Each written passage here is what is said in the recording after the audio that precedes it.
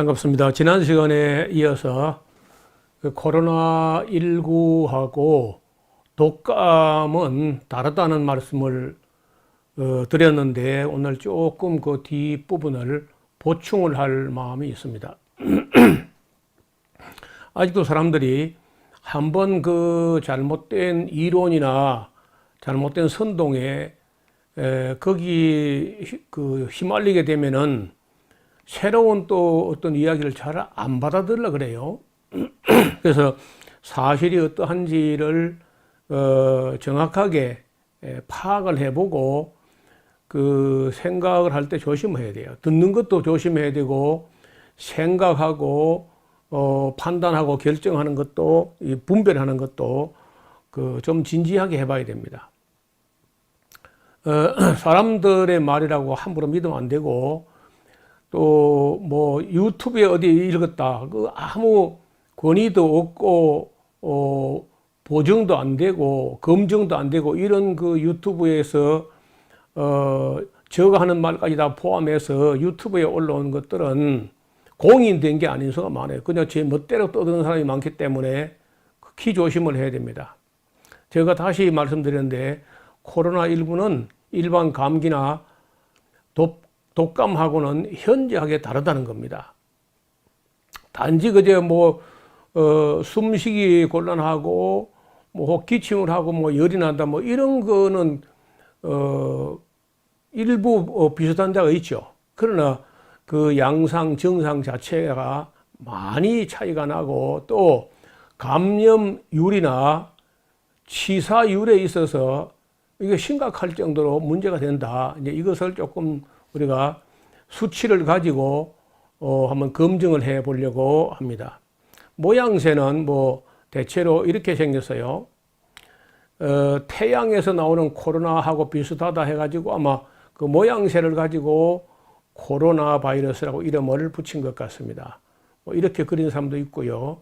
어떤 분은 뭐 이렇게 세밀하게 그려내고 했는데 사실 뭐 고배율 현미경을 가지고 사진을 촬영한다 할 때 이렇게 깔끔하게 이렇게 선명하게 나오지는 않습니다. 네, 대체 이렇게 생겼다. 내부가 구조가 매우 단순한 그런 구조인데 이 바이러스는 숙주 생물이 없으면은 그 자체로는 살아가지 못해요. 번식도 안 되고 그래서 꼭 그 사람 몸에 다른 동물 몸에 들어가야만 이게 계속해서 그 세포 분열하면서 유지가 된다는 거죠. 자, 여기 오늘 발생률로 한번 보면은요, 어떤 나라는 국민의 41%가 걸렸다는 거예요. 41.450% 카타르입니다. 카타르. 그리고 바레인도 31%, 파나마도 21%, 칠레가 21%, 쿠웨이트가 21%, 페루도 20%, 미국도 약 19%. 그러니까 이 3억 3천 100만 명 인구에서 632만이 걸렸으니까 이게 19% 정도 된다는 거예요. 브라질 5만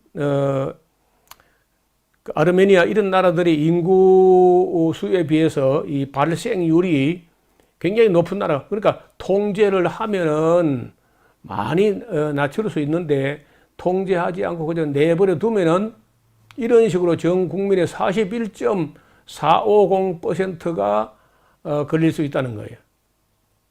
그 무서운 거 아닌가요?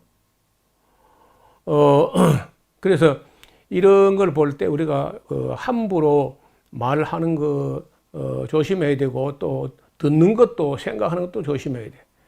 사망자로 보면은 뭐 단연 미국이 제일 많이 죽었죠. 전 세계 사망자의 약 한 뭐 20% 이상을 미국이 차지합니다. 그래 브라질도 뭐 만만치 않고요. 인도가 갑자기 지금 확진자가 하루에 이거는 그저께가 6만 명인데 어제가 이제 2020년 9월 4일 아침에 보고된 대로는 하루에 7만 명씩이 증가된다는 거예요. 여러분, 하루에 7만 명 증가되면은 인도가 어느 정도 의료 시설을 가지고 있는지 모르지만은 감당 안 됩니다. 그러면은 뭐 어떻게 돼요? 통제가 안 되고 사람이 치료할 수 있는 거 치료하지만은 나머지는 그저 뭐 방치된 거죠. 통제의 한계를 넘어섰으니까. 그래서 이제 지금도 정부가 이렇게 신경을 쓰고 하는 것은 완전히 없앨 수 있으면 좋지만은 완전히 없애지 못한다 할지라도 통제 범위 안에 두자. 그러니까 우리가 지금 그 경제 구조가 무역 의존도가 너무 커서 외국에서는 모든 사람을 다 차단해 버리면은 뭐 바이러스가 코로나를 가져오는 사람은 없겠지만은 경제가 너무 위축될 수 있다 해가지고 웬만한 거는 우리가 그동안에 외국에서 오는 바이어 이런 사람들을 차단하지 않고 어느 정도 개방을 해뒀단 말이에요. 그래서 우리가 다른 나라 경제 성장 지표가 마이너스 30% 뭐 20% 할 때 우리가 지금 2%거든, 2%. 다른 나라에서 마이너스 30% 되는데 우리가 마이너스 2% 정도로 선방을 하고 있다는 것은 우리가 코로나19의 확산을 통제할 수 있는 어느 한계 안에서만 외국인도 좀 들어와서 무역할 수 있게끔 했기 때문에 코로나도 잡고 그리고 경제도 잡고 두 마리 토끼를 함께 잡으려고 하는 그런 정부의 노력이 있었다고 봅니다. 그런데 이 치사율 같은 걸 볼 때도 이게 나중에 문제가 되는데 이 사망자 수도 수지만은 중요한 것은 이제 이 치사율, 치명률이야. 제일 많이 무섭게 죽은 나라가 예멘인데 아시는 대로 예멘 같은 나라는 뭐 죄송합니다만 조금 후진국이라 할 수 있죠. 의료시설이나 모든 면에서 그러니까 걸리는 거는 많이 걸리는데 치료를 잘 못하니까 치사율이 28.9%까지 간다는 거예요. 만약에 우리도 정부가 만약에 정말 정책적으로 코로나19를 치료하는 이 일을 지원하지 않거나 방치하거나 이렇게 두면은 뭐 30% 갈 수 있어요. 치사율이. 28% 지금 현재까지 나온 게 28% 최고인데 진담이라고 하는 뭐 너무 작아서 나라를 할 수도 없는데 어떻든 거기는 22%. 자, 우리가 소위 선진국이라고 하는 영국 좀 봐요. 영국이 이거 보면은 인구가 우리보다 조금 많거든요. 우리보다 한 뭐 1,500만 정도 많은 정도인데 확진자가 34만 명이에요. 우리 지금 2만 명 조금 넘었잖아요. 이거 너무 많은 거 아닌가? 하루에 지금 1,700명 이상씩 또 증가한다는 거예요. 거기다가 문제는 사망자가 이미 4만 6천 명이 넘었는데 이 치사율, 이 병 걸린 사람 확진자 수에서 죽은 자 수를 이렇게 프로테이지를 내보니까 13.7%가 죽으니까 너무 많이 죽는 거죠. 아니 영국이 우리 뭐 선진국이라 하면서도 어떻게 통제를 했길래 13.7%가 죽느냐고요. 우리나라 같은 경우에는 그 치사율이 이것의 10분의 1 정도 되거든요. 한 1.5%. 그러니까 그 나라가 어떻게 대처하는가에 따라서 감염률도 차이가 나고 발생률도 그 다음에 이제 치사율도 큰 차이가 나는 거예요. 그래서 이것은 정부가 손 놓고 그저 가만히 있어도 되는 일이 아니고 있는 힘을 다해서 통제를 해야 된다는 거죠. 지금 통제를 열심히 한 어떤 그런 나라들은요, 거의 뭐 완전히 사라진 나라도 있습니다. 중국은 진작 발생했는데 워낙 중국이 공산주의 하에서 통제를 공안들이 많아가지고 막 완벽하게 이렇게 하니까 금방 사라진다. 금방 우한 같은 데가 거기가 일찍 발생한 지금 사라졌다는 거죠. 그래서 통제하는 거하고 하지 않는 결과는 차이가 많이 난다는 거예요. 벨기에도 치사율이 11%, 멕시코가 10%, 프랑스도 10명 중에 하나는 죽어요. 10%. 그리고 서사하라가 10%, 헝가리가 9%, 네덜란드가 8.6%니까 이런 나라들이 다 뭐 거의 뭐 10% 이상 통제를 잘 못하면 사망률이, 치사율이 10%에서 28.9%까지 이렇게 올라간다는 겁니다. 그러니까 어떻게 정부가 이걸 손 놓고 가만히 있을 수 있어요? 죽든지 말든지 뭐 자기들 알아서 하라 이렇게 해서 될 일이 아니라는 거죠. 그 한국에는 여기 이 치사율이 1.6%니까 정말 작게 감염도 많이 안 됐는데 거기 죽은 것도 보세요. 329명 정도가 지금 사망을 했는데 감염된 사람이 어제까지 26,644명이거든요. 그래서 이 감염도 우리가 통제를 했고 치료도 상당히 잘해서 치사율이 1.6%까지 낮추어 놓은 거 아니겠어요?